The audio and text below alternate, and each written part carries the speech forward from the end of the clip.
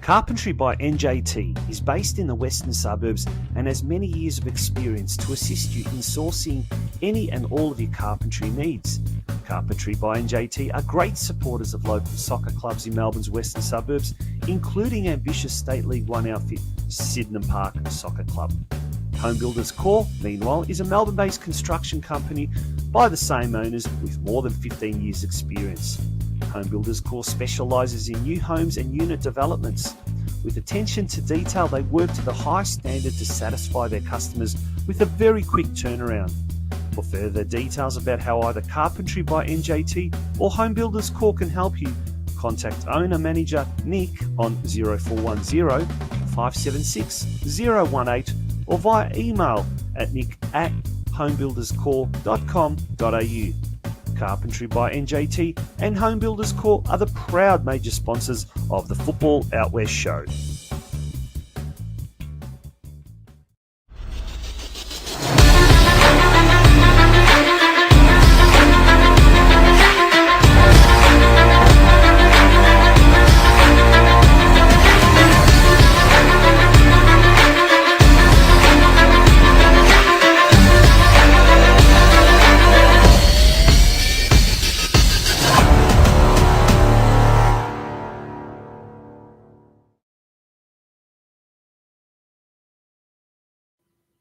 Good evening, folks, and a very warm welcome to yet another Sunday night episode of the Football Out West show. It's episode 121.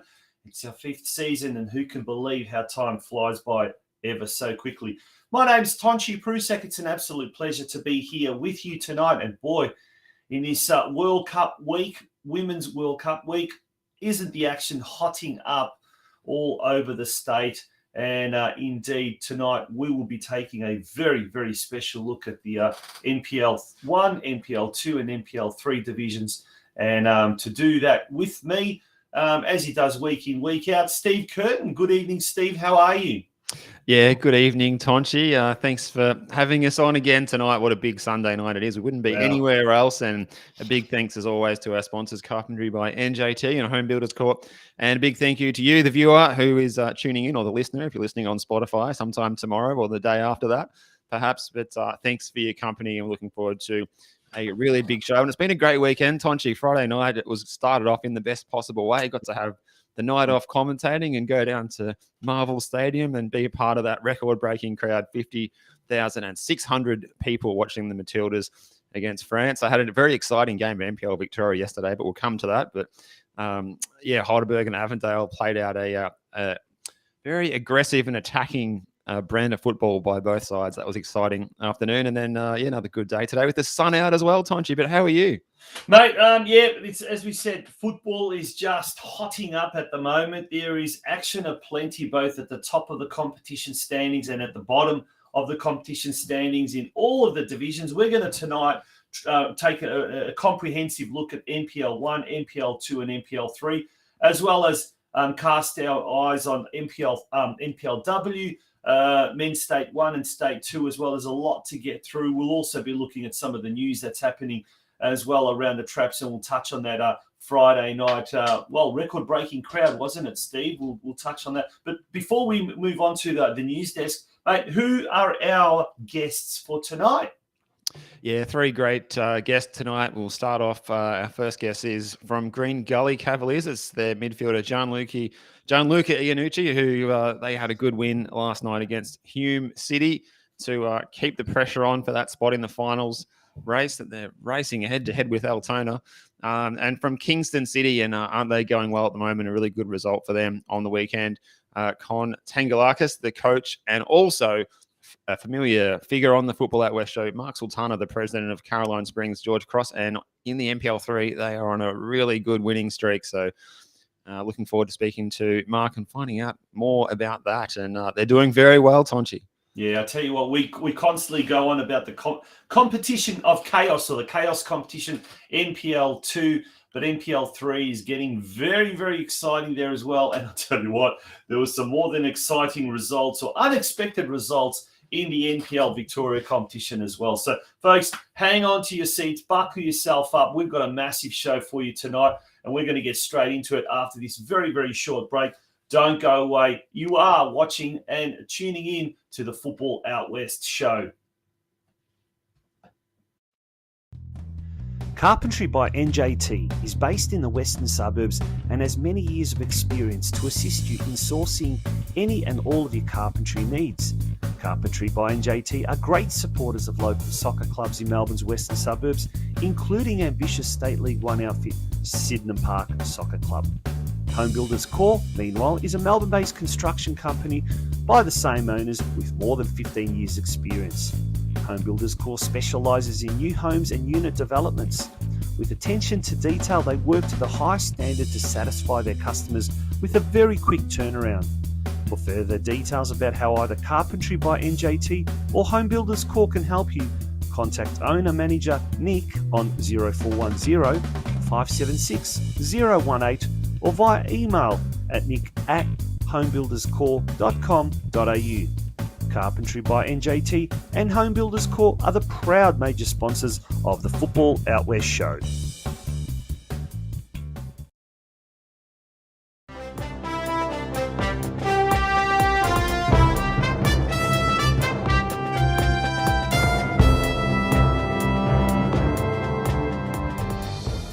In the history of women's football in Australia, 50,629 the official attendance. The crowds at home just keep getting better and better, and you know they're really going to get us over the line in this World Cup. So I think they're very important, and I think they need to know that. We always knew that the home crowd would give us energy, but I don't think you really know until you step out into a field and you're listening to the national anthem and belting it out, and so is the rest of the crowd, and everything you do just gets a big cheer, and it really does give you energy, and it does give you that extra boost. You just feel like you can run all day.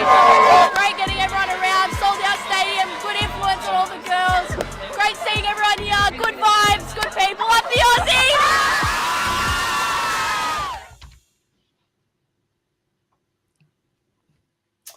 There you go, mate. Some footage there of Friday night. A record-breaking crowd, that is, until this Thursday for a standalone Matildas football game in Australia. Over 50,000 people. And Steve, you were there. Tell us, mate. Tell us your experiences, your recollections of Friday night at Marvel Stadium. Yeah, look, it's a funny tidbit to be a part of that record-breaking crowd that will only stand for 6 days when it gets smashed by about 80,000 people at the Stadium Australia on Thursday night at 8 o'clock. But it was just such an exciting experience of seeing a huge amount of people turning up, getting on the train, going to the pub beforehand, everyone with their colours on to go and get behind the Matildas.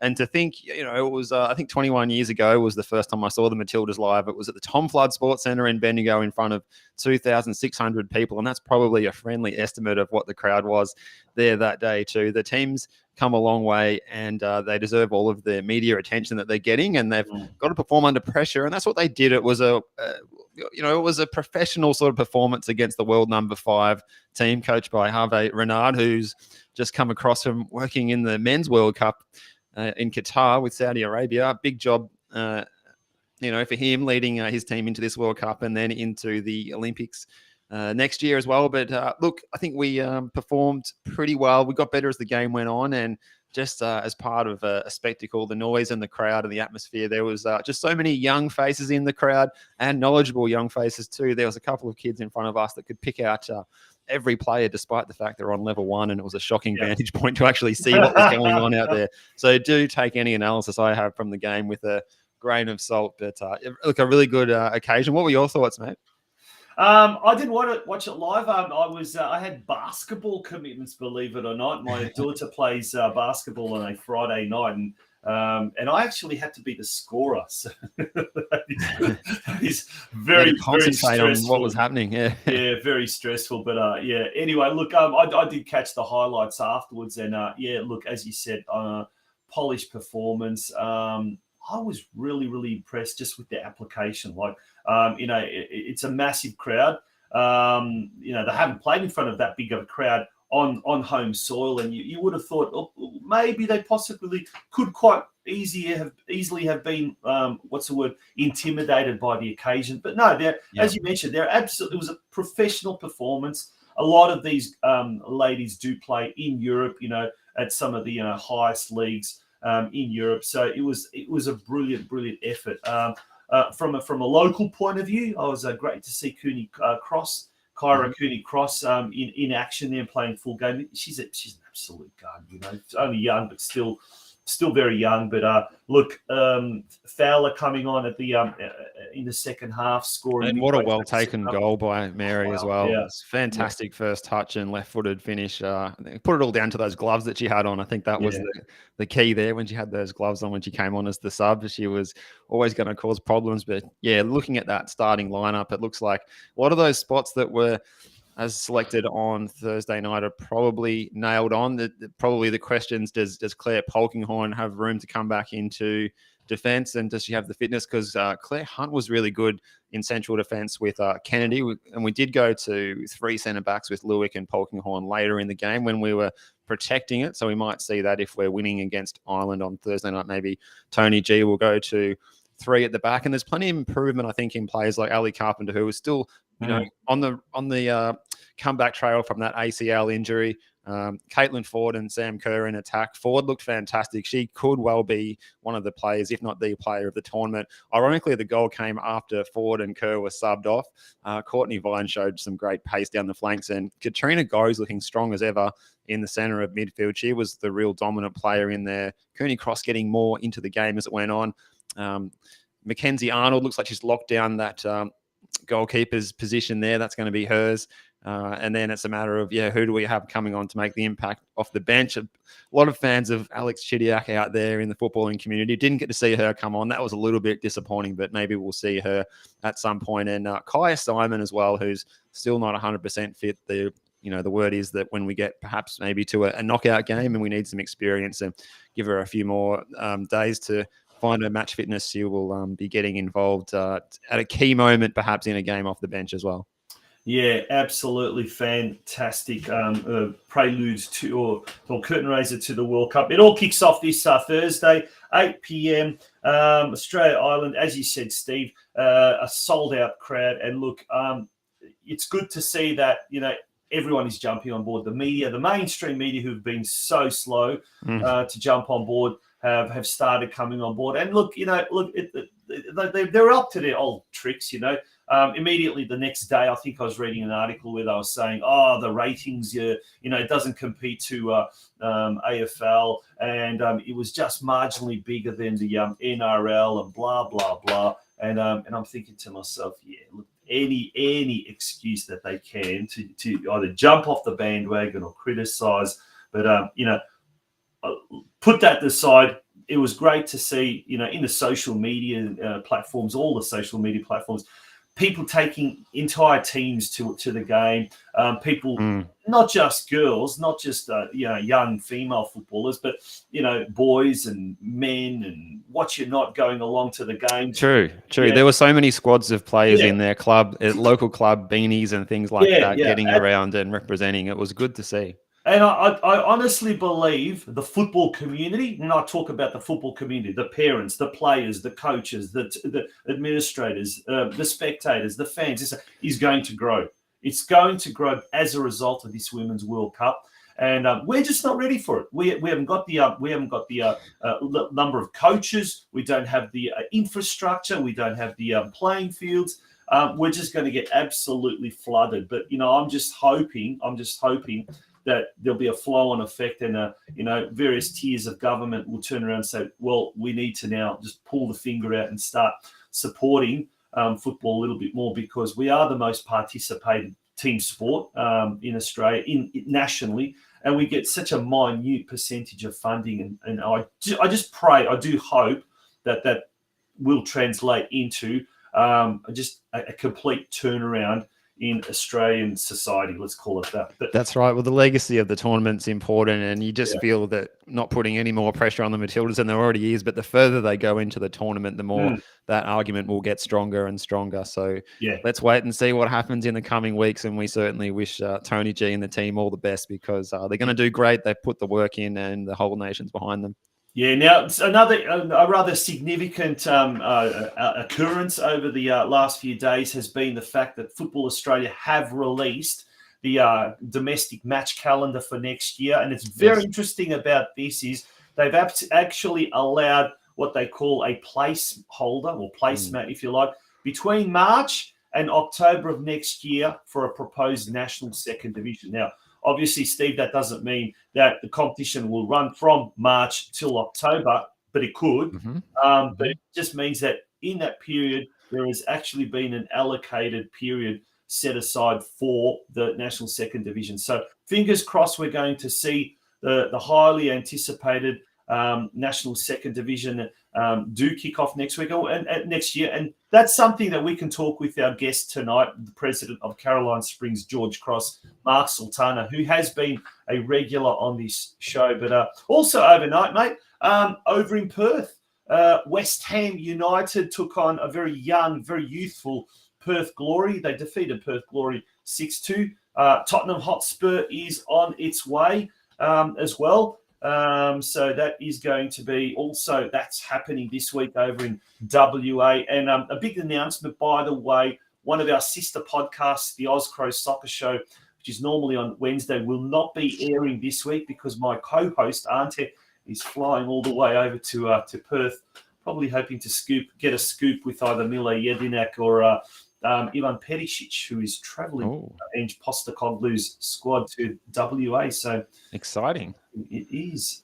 It is. Can we touch on the Nike FC Cup semi-finals during the week? Calder beating South Melbourne, getting through to the final. They've won this one the last 5 times in a row. Calder United, now aligned with Western United. They're going to play FC Buoyant Lions, who dispatched with the Casey Comets from the VPLW. And in the Doherty Cup, it was a comprehensive win for Heidelberg, 5-0 over the Goulburn Valley Suns. And they're going to face Oakley, who beat the Knights by 3-1 on Wednesday night at Knights Stadium. Those matches coming up on the weekend of the 5th and 6th of August. So not long to go until those finals. So looking forward to hearing the announcement of when they might take place. Could they even be on a Friday night? Who knows? And what will the venue be? Could it even be maybe the new home of the Matildas? It's one of those matches. Wouldn't that be good? That would be absolutely fantastic. And I reckon you might be onto something.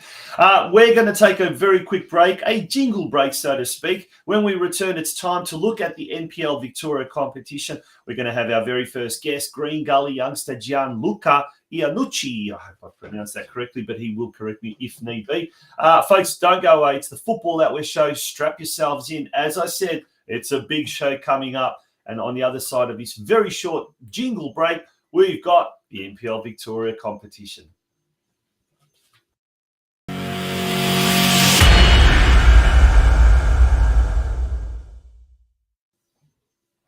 As I said, very short break. And it's time. That was short. Wow.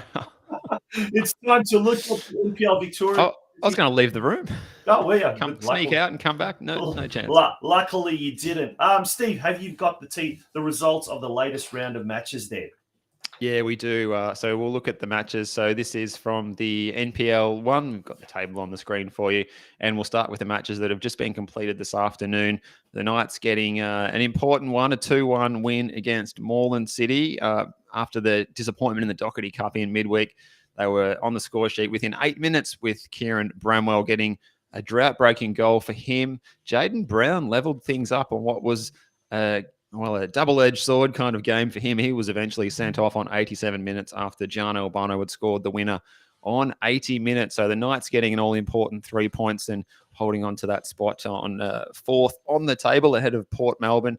Altona Magic 4-1 over St Albans this afternoon. There was a couple of goals for Markowski, but it was Josh, not Jonas this week. Also, Sian Cuba scoring twice as well. Aaron Anderson sent off, as was Christopher Dibb, and Justin Mickliffe with the solitary goal for St Albans. That's 5 losses in a row for St Albans. Dandenong Thunder with a bit of a cricket score last night at George Andrews. Grad Damon scoring a hat-trick, Casper Hallam a double, and Josh Carrance against North Geelong Warriors side, who couldn't trouble the scoreboard attendant. Green Gully got there over the line eventually. James Doyle getting his first goal for the Cavaliers, the big central defender, on 70 minutes. That was a 1-0 over Hume City. Really good result for Port Melbourne, 2-0, courtesy of a brace from Chris Duggan, a penalty, and one where he just ran right through the heart of the Oakley Cannons defence to make it 2-0. So a surprise result, you might say there. One of the teams in the top 2 getting beaten. And Bentley Greens against South Melbourne, well, it was Jake Marshall, the central defender, with central defenders scoring a lot of goals this weekend, with a fine finish, and a former Greens player, Yagub Mustafa, getting a goal in the 93rd minute just to seal the result there. 2-0 for South, who moved back up into second. And I was on hand with young Jasper Woodcock at this one. Heidelberg United 1, Avondale 1. A little bit of a surprise result. You'd think Avondale were going to turn the screws against Heidelberg, but Mo Aidara scoring on 4 minutes, and it took until the 81st minute when Liston Diaz levelled things up. A really open and free-flowing game in front of a great crowd at that match at John Cain Memorial Reserve rather than the Olympic Village. So an exciting contest there yesterday. And yeah, what a big round. And you think, Tonchi, that the NPL2 we call the Chaos League, well, maybe the NPL1 is trying to catch up with a couple of topsy-turvy results at the top end of the table. Yeah, that Oakley one, that was a big result, actually. And like, it just seems to, if we take a look at that ladder again, South Melbourne and Oakley Cannons yo-yoing there as well. But that battle for the 6th spot, that all-important 6th spot, it's really going to come down to the wire. And I tell you what, Green Gully just at the moment 1 point outside of the competition standings there. But next week, Altona Magic taking on Oakley Cannons, so that's going to be a tough one. They host the wounded Oakley Cannons on Saturday night, but the Green Gully will be on Friday night taking on the Melbourne Knights, hosting the Melbourne Knights, and that's going to be a massive game in view of everything that is happening there at the top of the NPL Victoria competition. And as a result, it's now time to bring on our first guest. It's an absolute pleasure to have Gianluca Iannucci on the show tonight. Gianluca, how are you? Welcome to the Football Out West show. Cheers. Thank you. Thank you very much for having me. Cheers. Now, Iannucci, is that how I pronounce it? Yeah, you've got that pretty spot on, actually. Oh, there you go. I'm glad, you know. Mate, first of all, good win on the weekend. It was a tough one. It was a really we've got some highlights there of the game there, but it was a tough game. Hume City have been having having an up and down season, sort of yo-yoing as well, as are Green Gully. Sometimes one week you'll play really well, another week you'll just play poorly and drop points. But this game, very, very important game. 1 goal only, but it was a very vital goal. Take us through the game. Yeah, I think we probably started a little bit slower. Not slower, but you know, as games usually start, is a little bit tight. Obviously, we'd like to probably play a little bit more on the front foot at times. But in saying that, we also don't want to make sure that we're mindful that we don't get done on the break, which we have a few times this year. But I think as the game went on, we were in control. I was actually talking to someone today about that. You know, it was only 1-0, but if you look, I don't think our keeper really had any saves to make. We put them under pressure. Could have taken a few more chances, but 1-0 at this stage of the season, just like you said, Altona 1 point above us for the 6th, so we'll take that every day of the week. Definitely a good result to get at this time of year, Gianluca. Now, what's your preferred role in the team at the moment? Because I've seen you lining up in the midfield 3 and out on the flank in the front 3. Where do you like to play your football most of all? Oh, I'll say the generic thing of I'll play anywhere. But look, probably for me, either out wide or as an attacking midfielder, anywhere in those areas where I can get a lot of the ball. The coaches, if I do play wide, they allow me to sort of come inside and get on the ball and pretty much play as another attacking midfielder. But I found myself playing as a defensive midfielder. It's been a funny year because we've had a lot of boys out injured, and we've just sort of I've been filling holes at the moment, which I'm happy that they trust me to do that, and I'm happy to do that. So you know, I'm not going to complain. with where I play, but probably higher up the pitch is where I prefer to play. Yeah. Gianluca, you just mentioned now that you've had a lot of injuries, and you have. And would that be one of the reasons for the inconsistencies, or is it just, it's a long season? Is it just a tough competition, a tough league? What have been the ingredients for the inconsistency this year? Oh, well, of course, yeah, it is a tough league. But I think looking at our squad and the list that we have, we do have a strong team, some great individuals, and we have put together some really great performances this season. In saying that, we've also dropped points where I think we shouldn't have dropped points, and we know that as a group. But injury plays a big part in that, and injuries to players that. Because we're a very young team. I think we're one of the youngest in the league. And when you're losing the more senior players who are still only, 28, 27, 26 years old, and you're feeling that with 17, 18, 19-year-olds, it does make a big difference. Senior football is a big jump from, playing 21. So when those boys step up, which they've got the ability to, but, you can see there's a little bit of inexperience at times, which that's just the way the game is. That's the way the game is. That's what we've been dealt this year, and we have to get on with it. So, but I think that's been probably one of the reasons why there's been a bit of inconsistency and the team's sort of chopping and changing. But yeah, we'll still put our head down. We can't complain. So that's how it is. Yeah, and Gianluca, speaking with your team manager, Ruben, earlier today, he was saying, the average age of the squad is only 22 years of age. And it is funny because when you watch you guys play, you wouldn't always notice that, because I think that young group of players play with a lot of maturity, perhaps beyond their years. But speaking of young players, you were busy yourself today doing a bit of coaching, because you coach the NPL under 16 team at Green Gully as well, which a lot of people, including myself, didn't know that until today. That's quite interesting. How was your day as a coach today? Actually really good today. We won 6-1. So well done. Congrats. Yeah, no, we played well. But yeah, that's something that I've wanted to get into coaching. I didn't expect it to come this soon. There was sort of a spot available at Gully because something happened with one of the coaches' visas. I was already helping out. And so that team lost a coach, 5 games into their season. And I sort of went, you know what? I'll do it. And I actually really, really enjoyed it. Just before I got on, actually, I was looking at some stuff for next week, just getting ready. So, yeah, that's something that I enjoy, and maybe after football, something that I want to get into.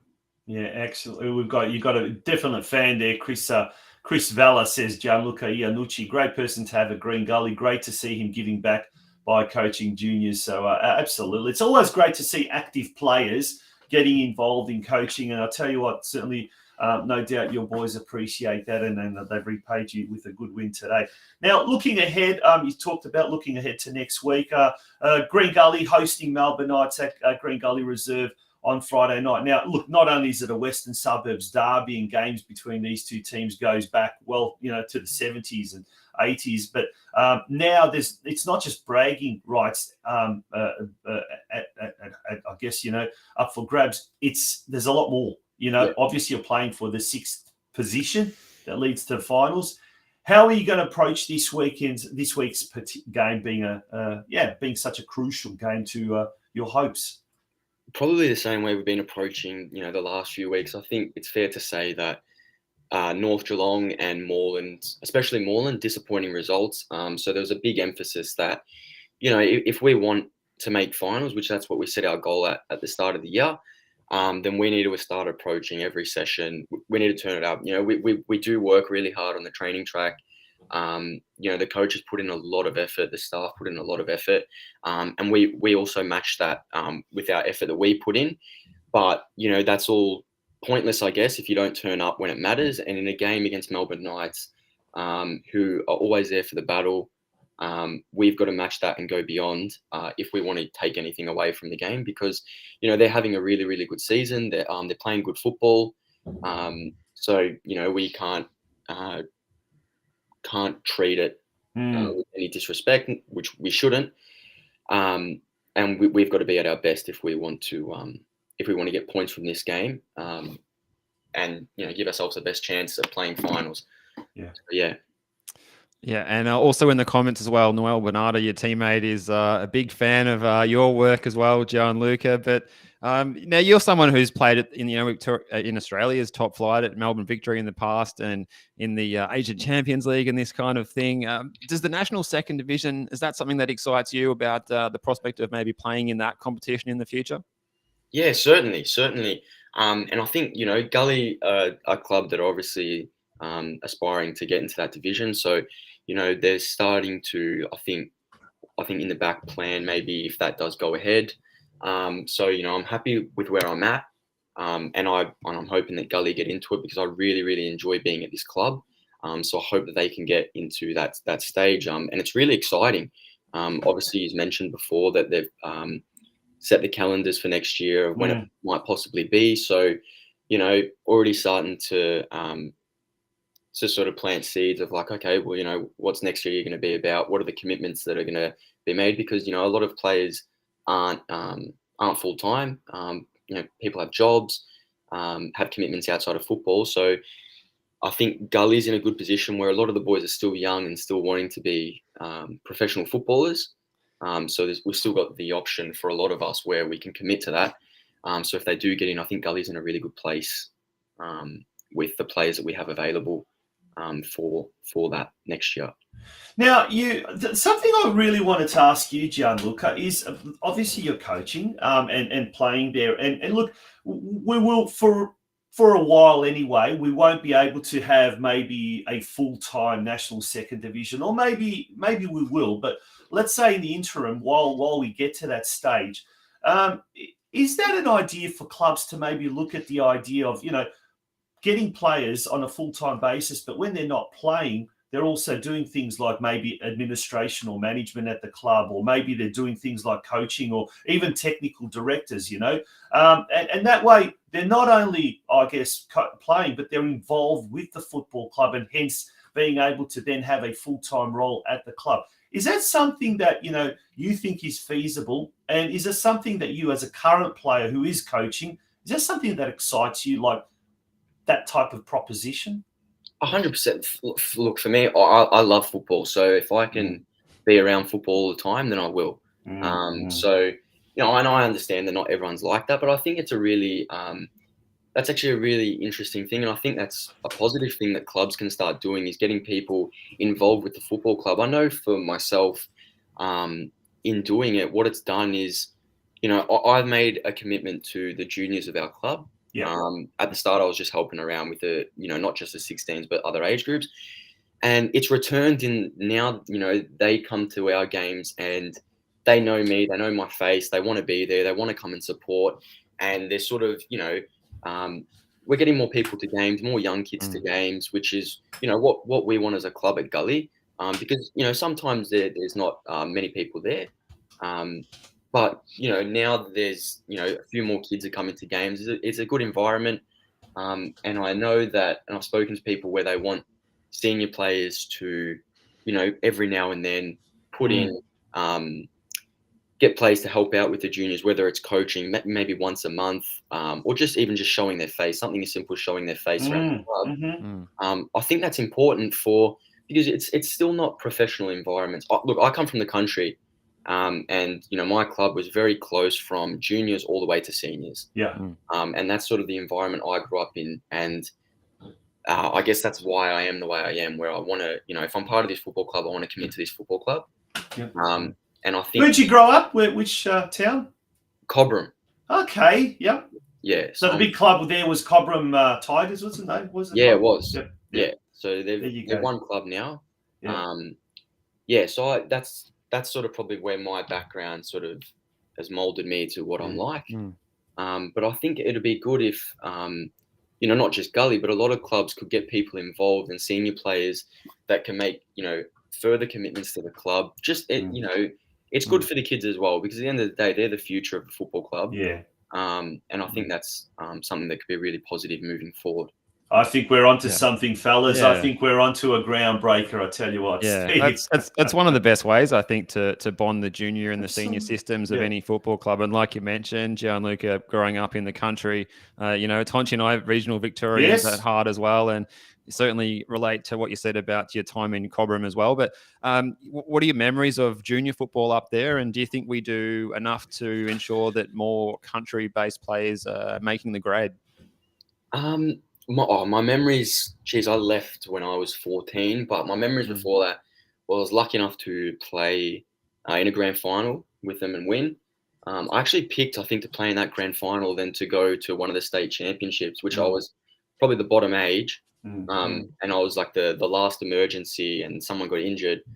And I actually picked to play in the grand final instead of going, which now I question why I did that. But and we were lucky enough actually to have we had some quality players playing. Sean Ellis actually come out to our club when he first come out to Australia, and he was, the standard that we had in our senior team. So we had a very good senior team that we were really close with. So I had very fond memories of just watching our senior team play. In terms of making an effort, I think the NPL and sort of clubs like Goulburn Valley Suns, Murray United, the Geelong clubs, Ballarat, Bendigo, I think that's made it a little bit more available for country kids to, give themselves an opportunity to play against boys of Melbourne and sort of test themselves and get noticed a little bit more. So I think that's a positive. And I think even the other thing as well, country kids are just wanting to come to Melbourne just to test themselves, whether it's through state teams. I think they're wanting to. I know, probably speaking to my dad and my uncles and stuff, that was probably never on the cards when they were growing up. So it's probably their generation that never got that chance. Now they want to give it to us. So I'm actually really thankful for probably the commitment that my parents made in that regard. Yeah. Awesome, mate. On that note, we're going to let you go. Thank you very much for joining us. It was a very interesting conversation. I love these different conversations, and and like I said, I think we might be onto something. But in the meantime, wishing you all the very, very best for Friday night and for the rest of the season. It's going to be an absolute perler. And I think the last 4 games that Green Gully are playing, our opponents are Melbourne Knights, Dandenong Thunder, Heidelberg United, and then finally St Albans Saints. So it should be a really, really interesting last month of the NPL Victoria competition. Gianluca, thank you once again for joining us on the Football Out West show. Thank you very much. Thanks for having me, guys. Cheers. Thanks, Gianluca. All the best. Gianluca Iannucci from Green Gully. Now, Steve, before we take a break and focus our attention on NPL2 Victoria, the Chaos competition. Look out. The schedule for this week's round 23. And just a big, big shout out to Brenton Ray of North and Western Football, who does an amazing job every Saturday night coming out with the results, collating the results that even the Football Victoria competitions department doesn't do. And then he has the ladders, and then he has the schedules. And let me just say a big, big public thank you. Shout out to Brenton Ray. I'm sure he's tuning into this show tonight as well. But anyway, Friday night. Friday night, Green Gully hosting Melbourne Knights at Green Gully Reserve. That's at 8 p.m. Then on Saturday, we've got a whole host of games. Steve, let's go through those games. Yeah, those ones on Saturday at 3. Bentley Greens hosting Hume City. North Geelong hosting Heidelberg. Moreland City hosting Dandy Thunder. A little later at 5:30. That's the local derby between Port Melbourne and South Melbourne. At 6:15, it's Altona Magic and Oakley Cannons. Big ramifications for the top 6 in that one. And then on Sunday, there's a standalone game, St Albans. Home again, looking for a result. They've, as we said, 5 losses in a row. They need to turn it around. They're playing Avondale, though, so it'll be a tough challenge. Yeah, okay. Folks, don't go away. We're going to come back with the Chaos competition, i.e. NPL2 Victoria. And our second guest for tonight, the coach of the competition leaders, Kingston City, CON TANGALAKIS. He'll be joining us straight after the break. So, folks, don't go away.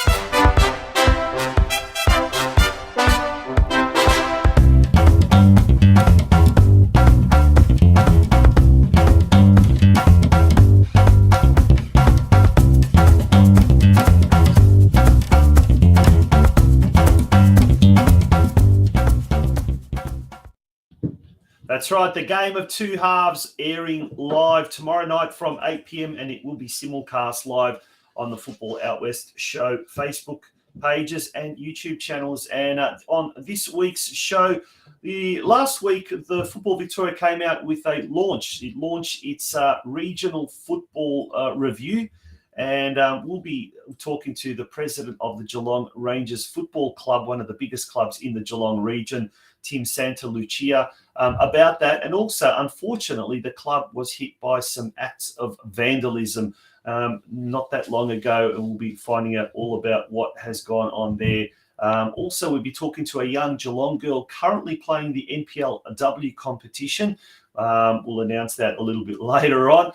And we'll also be making a huge announcement, might not necessarily be a good one, but it's an announcement, a big announcement as well. So we'll be making that announcement tomorrow. But in the meantime, Steve, let's turn our attention to NPL2 Victoria. And let's look at the results, first of all, in this competition of absolute chaos. Yeah, it was lots of goals again on Friday night. Dandenong City hosting Brunswick Juventus. Dandenong City 3-1 winners at Frank Holohan.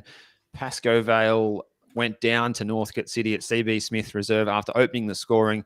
It was Pascoe Vale 1, Northcote City 2.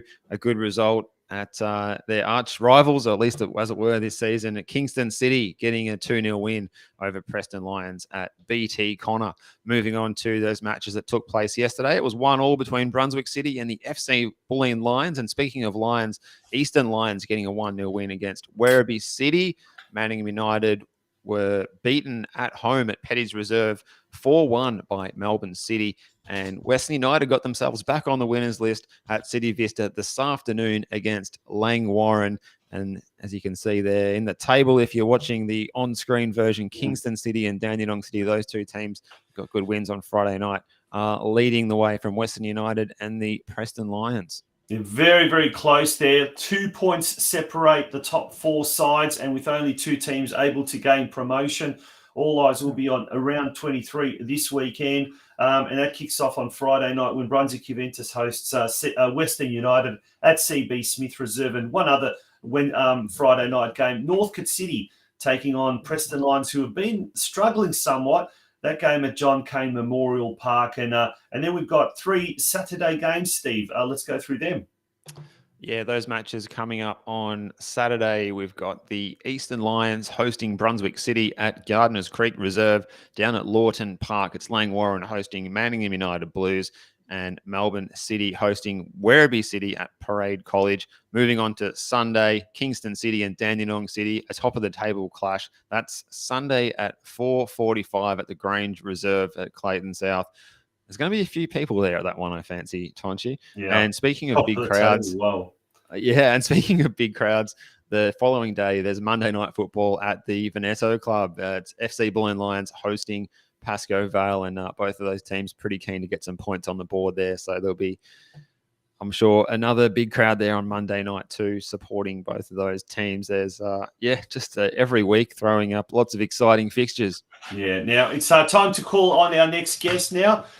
He is the coach of the competition leaders, Kingston City. They are doing very well, sitting pretty at the top, but it's very close indeed.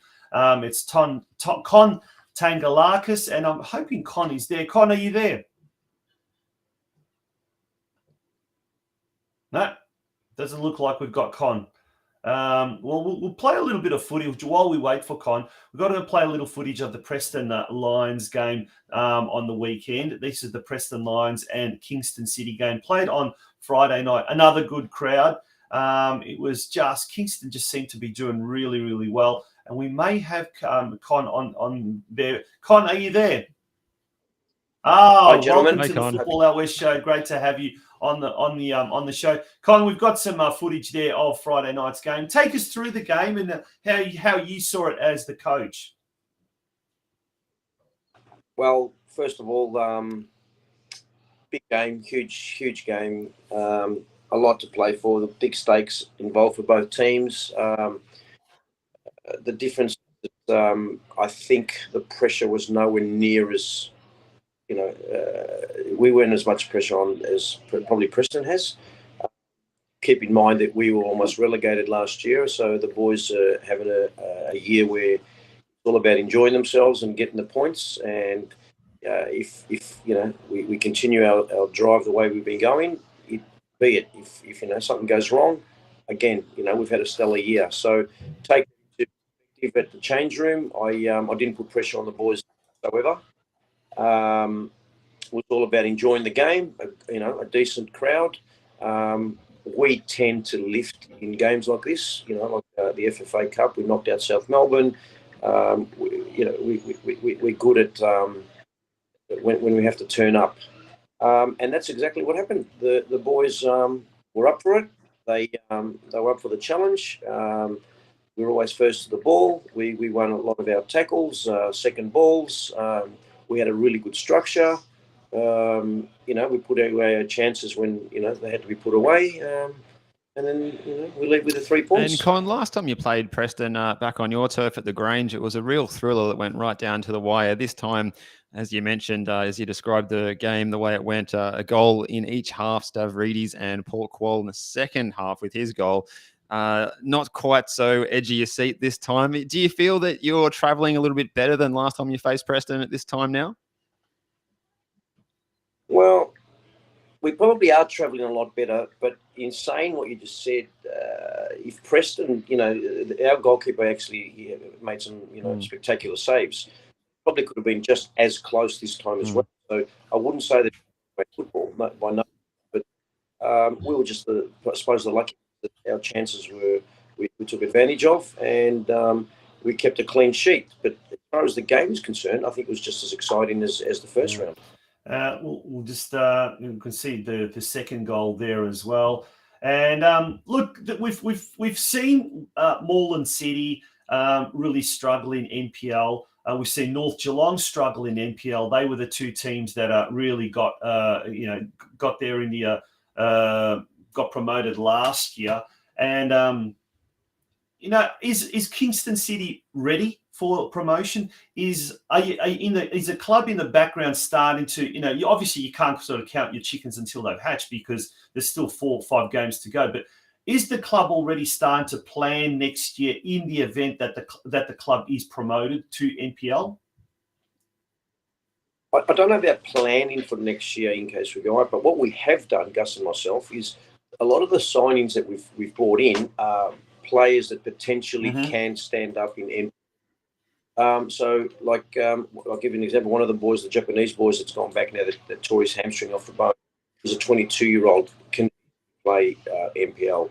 The young boy, Theo, that had his debut as a right back from Oakley 21s, definitely play senior football, NPL. Paul, the winger, definitely play NPL. The Skapetis brothers can definitely play. Now, these are all boys, they're under 25, 26, 27, 24. They're early to mid-20s, so they've got heaps of time in front of them, and some of them have had a taste of NPL. So a lot of the signings that we've kept and brought in are potential for NPL next year. And the nucleus that we've kept in the club, we haven't really changed many players this year. Most of the boys that were brought in can stand up. Even some of the older boys that might be moving on, in the next sort of 12 months, 24 months, they can still definitely be part of the squad. So to answer your question, yes, we're ready to go. And if that does happen, we're looking up for the challenge. And, I don't even think we need too many players. We'll probably need, 3, maybe 4 players just to make ourselves competitive in that league. And Con, mentioning that mid-season transfer window, how have you seen that period in time? And has the competition for places stepped up a little bit at the club since that took place? Well, we brought in a couple of players because we had to. We had a couple of season injuries. So we brought in last minute a couple of players, which we haven't really exploited or exercised as we speak. The only one that's two was playing. For example, Jamie Wilson, we got him in from Heidelberg. He only had his first 10-minute run the other day because he's come to us injured. and the other boys just haven't been required as at the moment. But the rest of the team, the nucleus of the team, has been lifting accordingly. So it's always good to bring in a couple of fresh faces, keep the rest of the boys on their toes, keeps the squad healthy, and coming up with the next sort of 3 games, which are grand final week in, week out for us, they'll all be required. So we're looking at this Friday night, or Sunday night in particular. It's a bit of an unusual kickoff time for a game. Any reason for that? Like Sunday evening or twilight? Well, I actually just found out that we're going to 8:30 Friday. Oh. It's been Friday because both Dandy City plays Friday, and we preferred, after the debacle 2 weeks ago on Sunday with Paco we thought a bit of a Sunday's doesn't really suit us. So I believe it's going to be changed to Friday. Well, there you go. We've heard it first here on the Football Out West show. It's a world exclusive, and that'll obviously still be at the Grange, but 8:30 p.m. Friday night. Wow, our Friday nights have just got even better, Steve. Huh? We love our Friday night football. I tell you what. Oh. Yeah, we do. That Sunday time slot. Yeah, it must be cursed, I think, Con. That's probably a good move to make that switch. But yeah, a couple of tough opponents coming up. How do you rate? You got Dandenong City, as you mentioned, this week, and the following week is Western United. Have you had a look at both of those teams recently to see how they're travelling? I actually have. I went and watched Western United against Manningham a couple of weeks ago. That was an exciting game, 3-3. I mean, there was 4 penalties in the game, but I've spent time with the A-League youth to know that these boys, they're well programmed, well manicured, and they'll go on for 9 minutes, undoubtedly. Dandy City, they've turned it on. They've obviously done the right signings, or they got their fitness levels right, or they got their injuries back, and they're winning games convincingly. So, and they're not up there by default.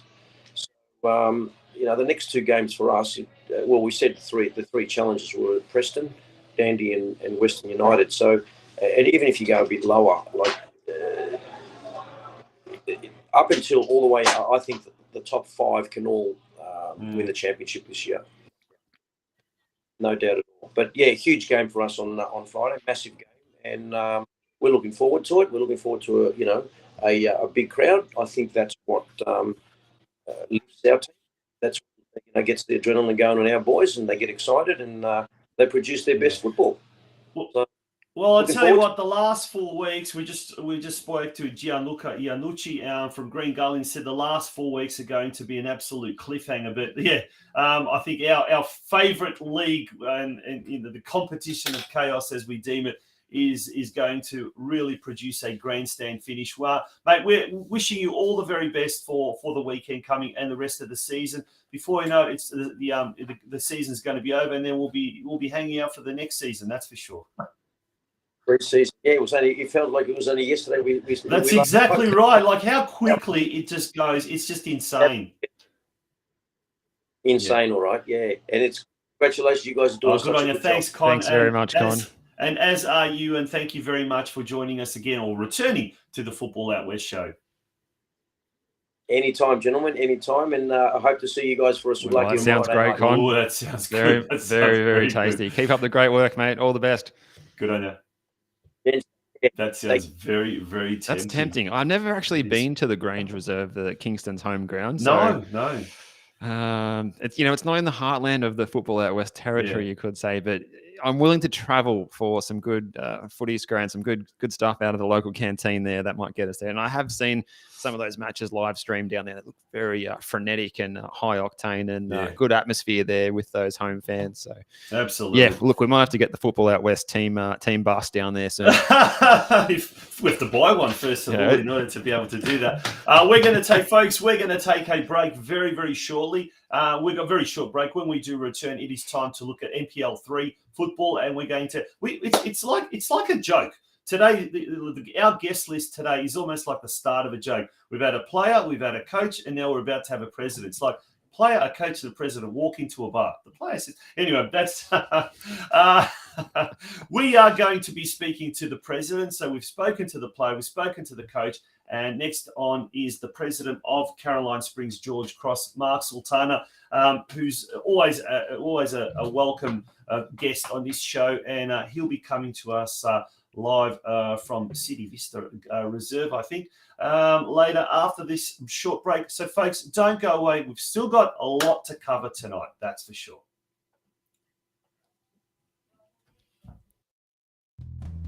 Carpentry by NJT is based in the western suburbs and has many years of experience to assist you in sourcing any and all of your carpentry needs.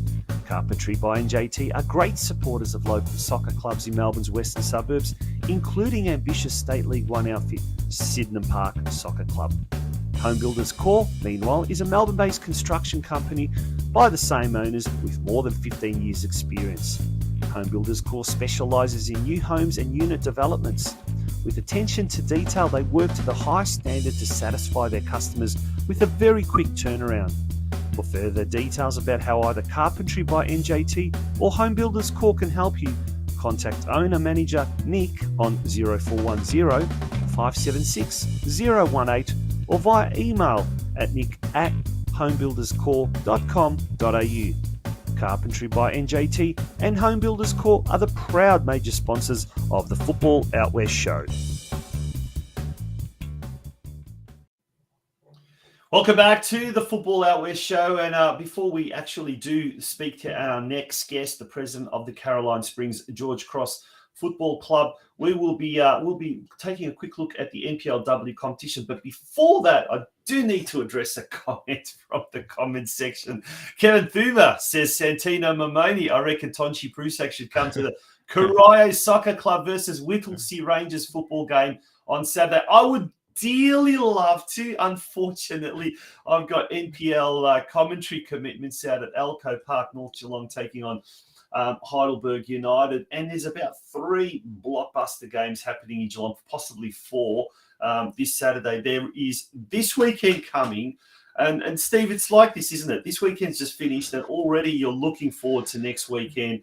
Oh man, what are we Absolutely.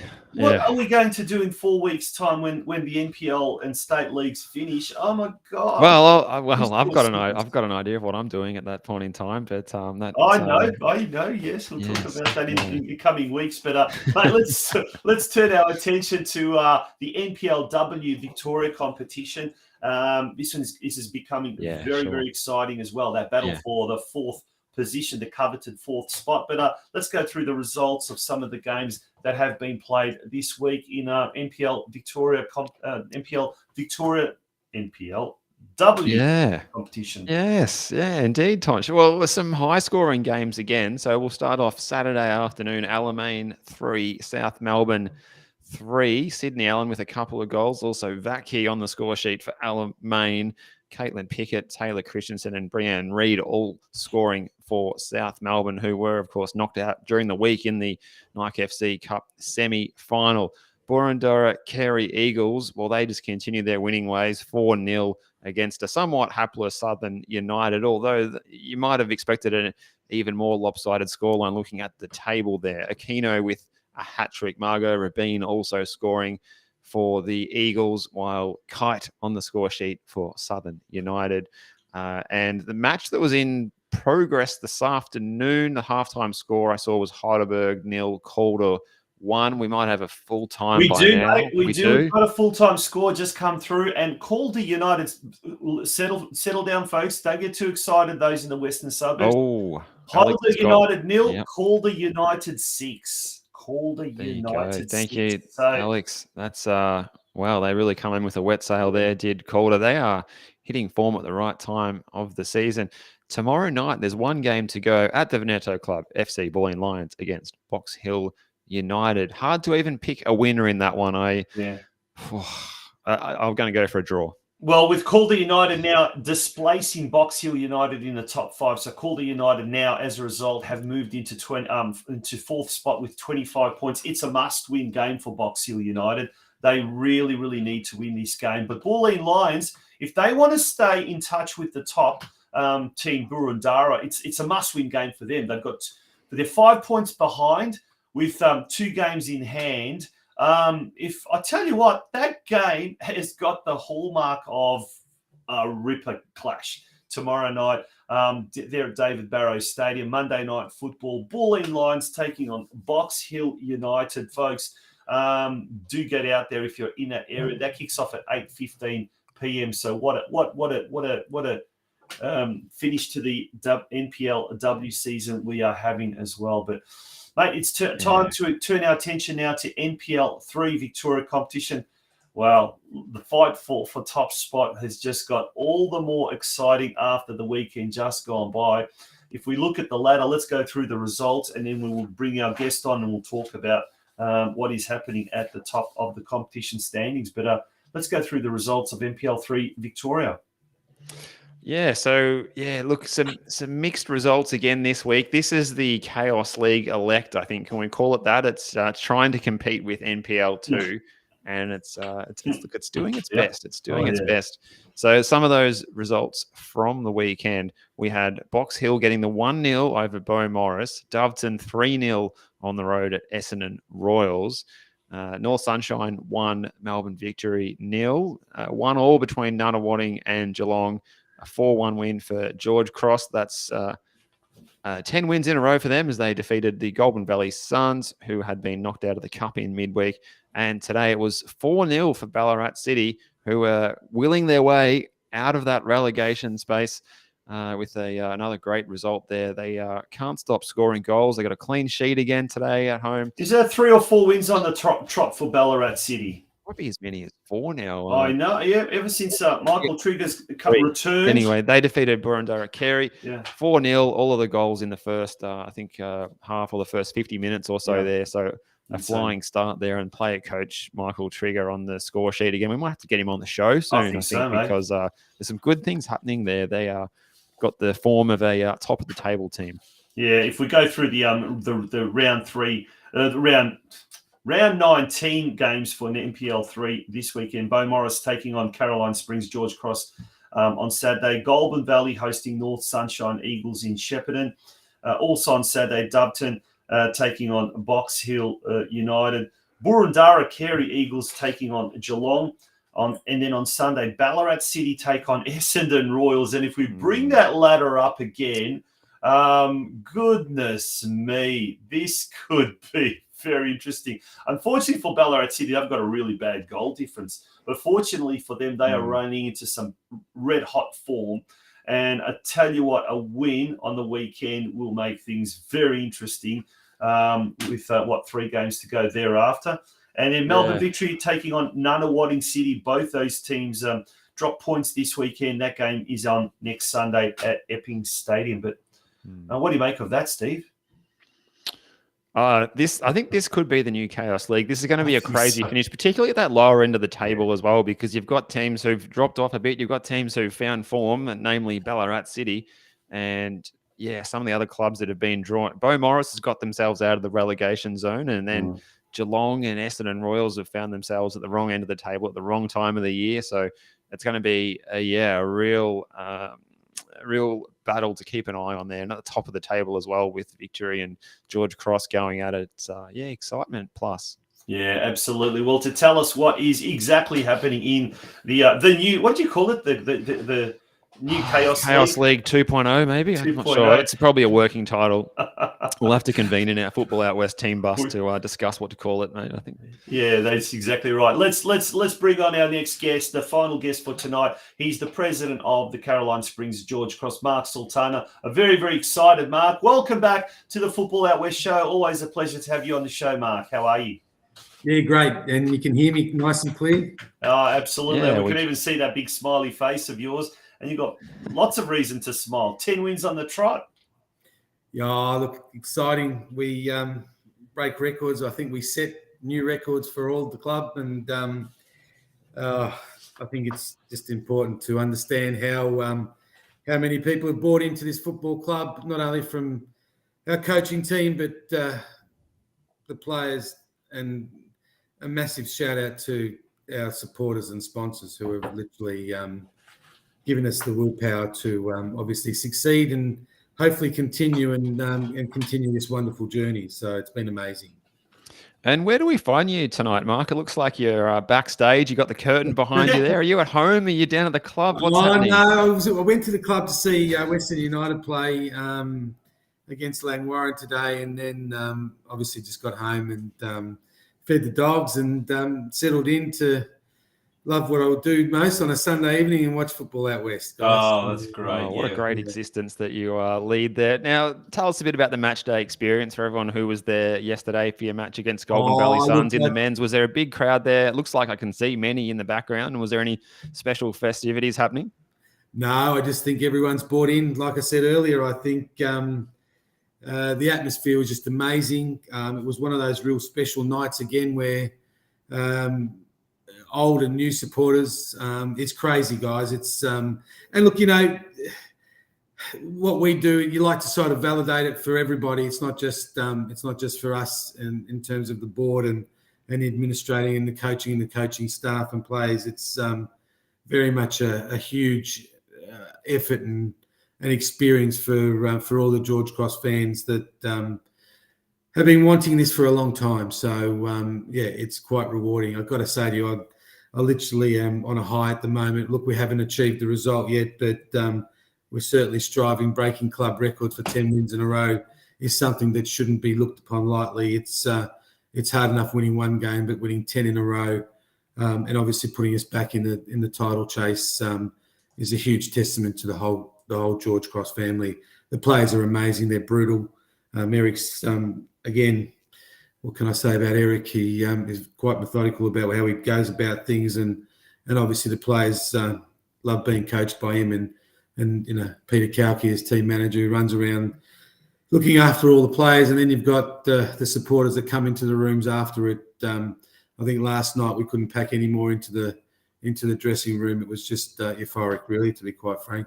Now, can I just clarify, Mark, that it actually was a football game being played there yesterday, and not a gymnastics competition? Like, let's have a look at this. The aerial no springboard required there. Oh, what the hell is going on? Yeah, that's Josh Whiteley. He's on a mission at the moment. He literally wants to win the golden boot. So, mind you, he missed a penalty. I probably should fine him, actually. So.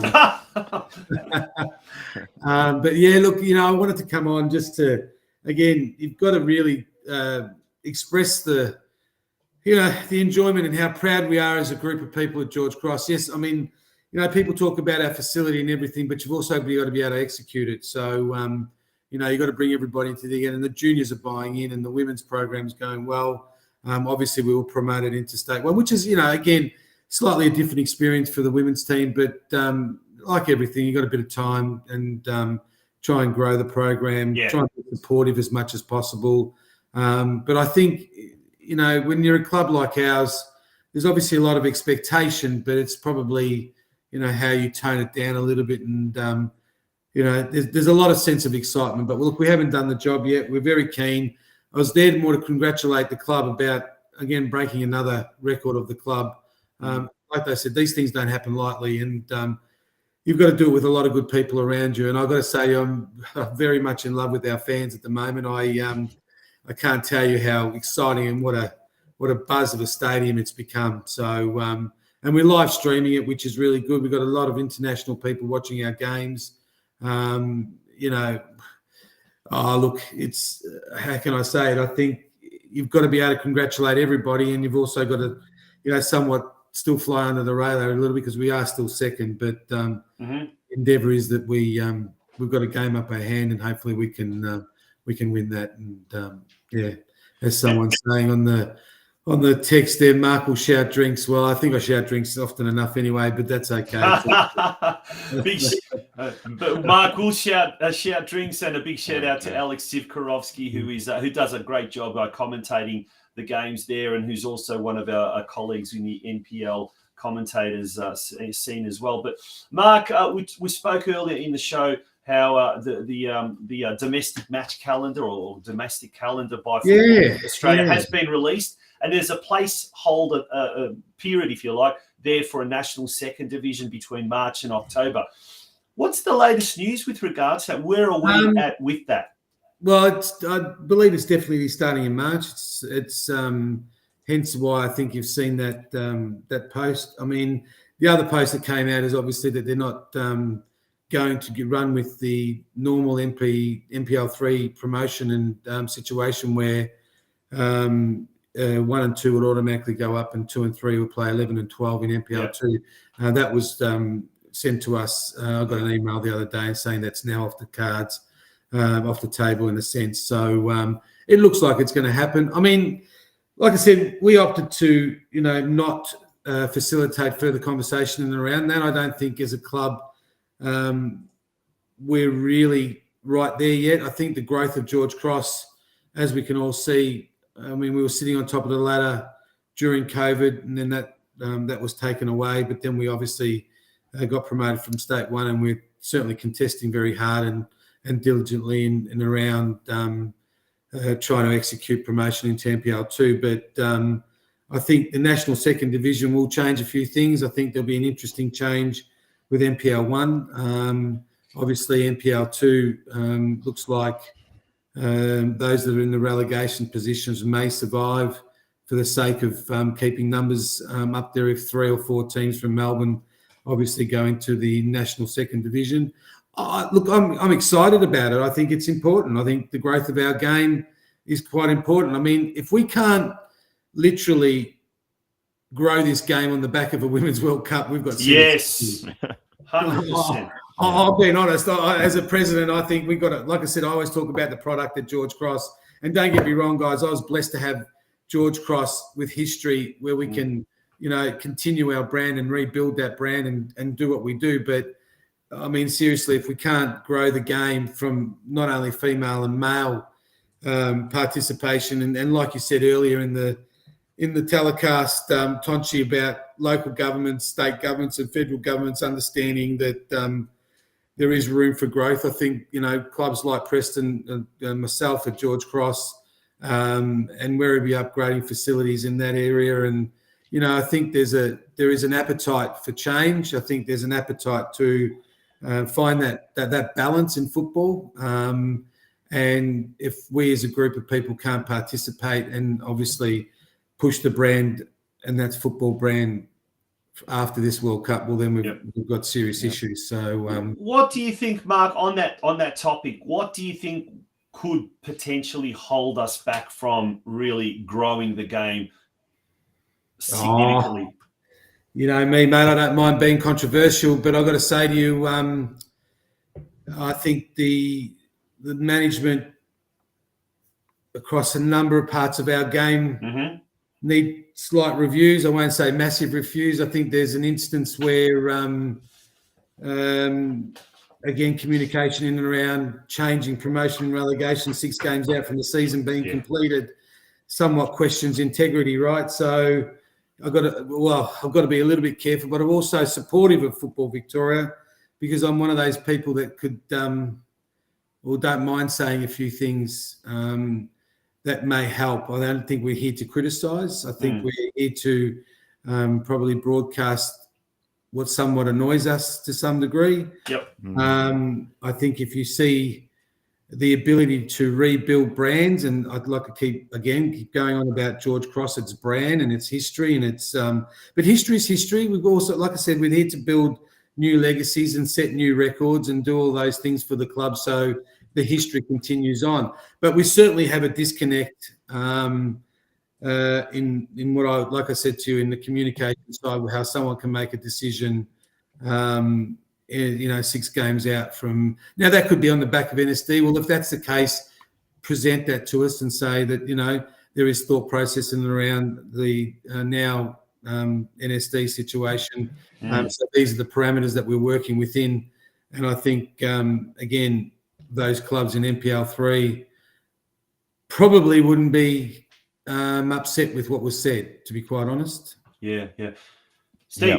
Now, moving on and talking again a little bit about the women's game. We mentioned the World Cup. Your women's team having a fairly consistent season. You played your last home game on a Friday evening. Your next home game is a few weeks off, but that's also on a Friday evening. Is that a plan to maybe capitalise on that evening as being the night that you host the women's State 1 games and get a bit of a crowd in and around the club on that night? Absolutely. And, they're again, they're also another brand of our football club. They're an area that we need to give them prominence. Friday night's really good for them. They get a bit of a crowd. It's challenging being State 1. I mean, we've been promoted literally 4 times in the space of 2 years. And that's obviously, lack of teams being able to put a reserve. We've got a strong reserves team as well. We've all got to help each other. I mean, again, they're certainly not senior men, but again, we'll get there. I think sometimes if you step too quickly, you might dilute the brand a little bit, but the Friday nights for us are very strong. We actually, interestingly enough, hosted the first doubleheader. We had an idea of trying to do as many doubleheaders as possible with senior men and senior women. Mind you, the senior men were actually the curtain raiser for the senior women one night, so that was interesting. And that was done on purpose so that the senior crowd, the senior men's crowd, could stay back and watch the senior women. So look, again, Football Victoria got to allow a lot more games to be changed on a Friday night. They're very, very steadfast on trying to play most of the games on a Sunday, which again probably doesn't work for us. We like our Friday nights and our Saturday nights, and those being our 2 senior teams are certainly something that we should showcase around those 2 nights. So yes, I think absolutely. I think gradually it'll grow. Again, trying to keep that solid position. We obviously made that change to do our 5:30 slot on a Saturday night with the senior men, and that's worked. So I think if there's consistency, that brand will grow quite strong. And like I said, we're still progressive in that area, and it's an area that we certainly won't be slowing down in. It's just again trying to find the right position and the right way of managing growth so that we can, again, settle down and obviously try and understand what level we want to get to from there. But the desire is that we get promoted as often as we possibly can, because it'd be nice to have 2 NPL representations, both from senior men and senior women. So certainly we love that space. Yeah, absolutely. Yep. Mark, it's been a massive show tonight, and thank you for being a part of it. But it's also going to be a monumental climax to the NPL3 competition. We look forward to the next 4 weeks with great anticipation. Wishing you all the best for the rest of the year, and indeed the near future, both with George Cross and you personally as well. Oh, thank you very much for having me, guys. Like I said, we love the show, and you can see the numbers were quite high tonight. I got it out to everyone and just made sure that we get there and support it and show how strong we are as a football game. We love the Georgies. You can see our new tops there. Absolutely. Looking sharp. Very good. Good stuff. Thanks, Mark. Thanks, Mark Sultana, president of the Caroline Springs George Cross. Folks, we're going to take a very, very, very short break. Jingle break. When we return, we're going to have a quick look at State League 1 and State League 2 and then wind it up. It's been a huge show tonight. Don't go away.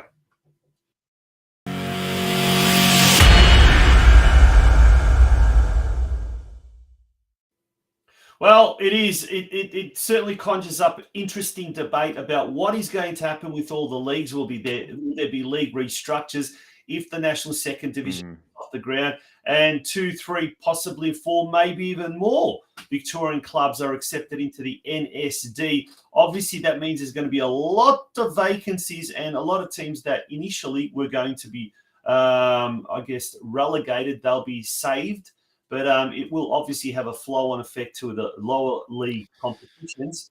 And State League, one of them. Let's have a look at State League 1, the Northwest Division, Steve.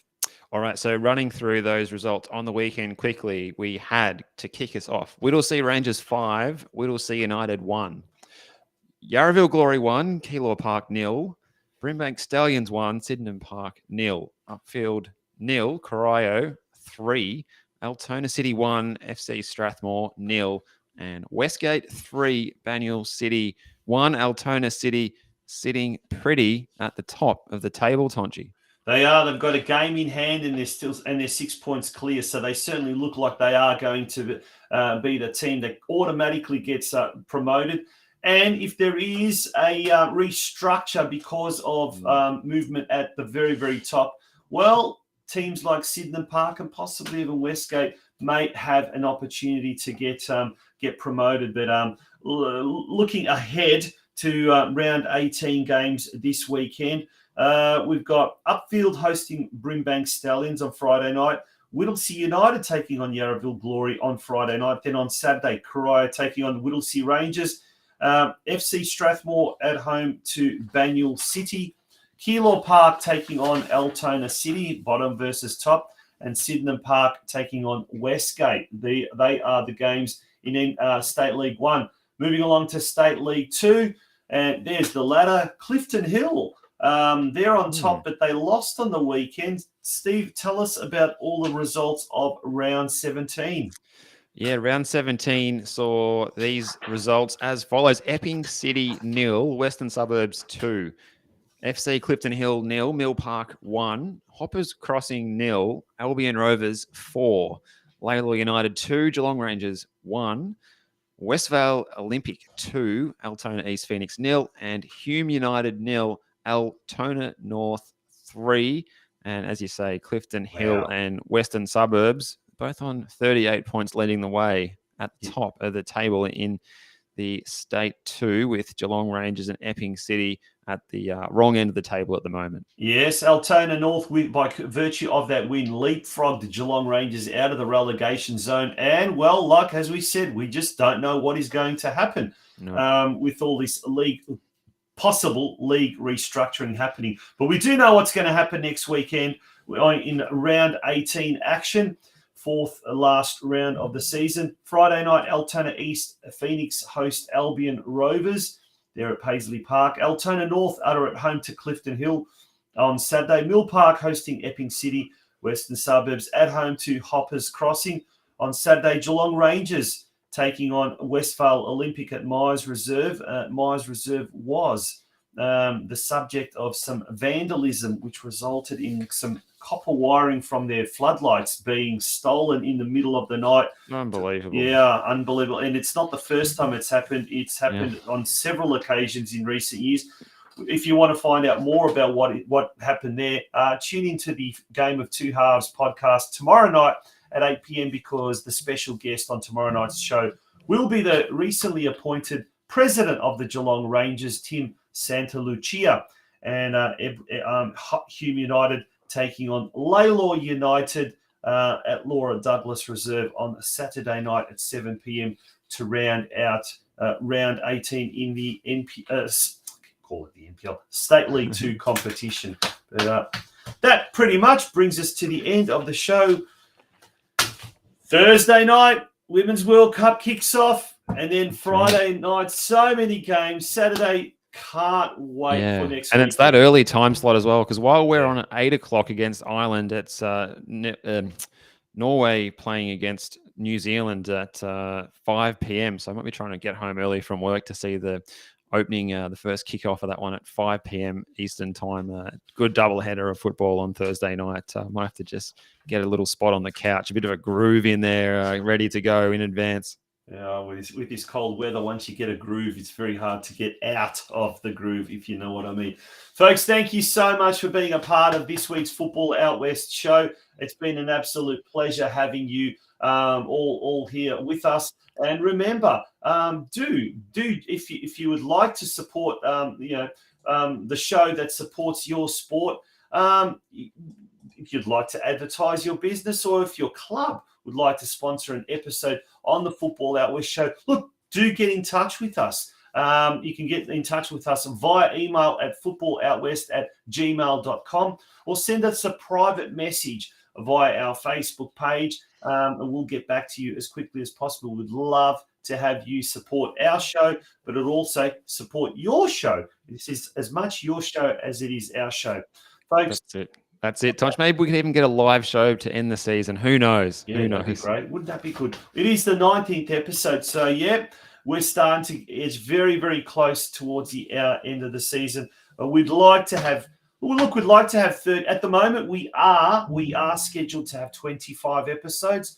But if we can get a few more sponsors and a few more advertisers, we might be able to extend that through to a season, to episode 30, which would be the ideal. That would mean another 11 episodes of Steve and myself, and there may be some interesting guest co-hosts coming up in the next few months. Ooh. We'll have to Spoilers. keep that. No, we can't say. We'll have to keep that for maybe next week's show. Yeah. Steve, all the best for the Thanks, week Tonchi. coming up. Have a great week and have a great show with the Game of Two Halves podcast coming up this tomorrow evening. Yeah, we'll do. Folks, once again, thank you very much for being a part of tonight's Football Out West show. We look forward to your company again next Sunday night at 8 p.m. Until then, enjoy your football. There's a lot of football coming your way. Good night.